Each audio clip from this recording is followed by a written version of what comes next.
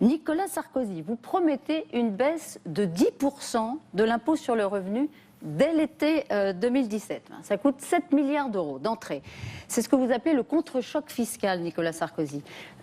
Certains de vos adversaires disent que c'est à la fois électoraliste et irréaliste, d'un point de vue budgétaire. Vous voulez parler de mes concurrents? Vos concurrents, voilà. Vos adversaires.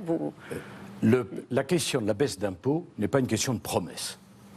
On ne peut pas faire autrement. Et vous savez pourquoi?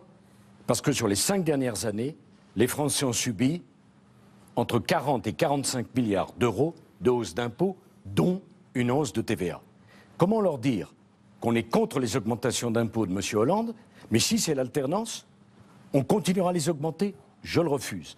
Baisse des impôts. Deuxième remarque, je ne veux pas qu'on baisse les impôts uniquement pour la compétitivité des entreprises. Les classes moyennes ont été matraquées fiscalement.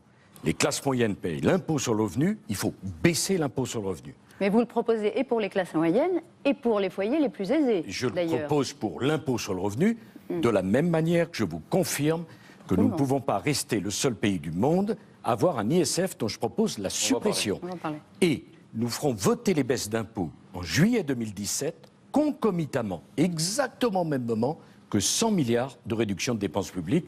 Je suppose qu'il y aura des questions sur le sujet dans quelques instants.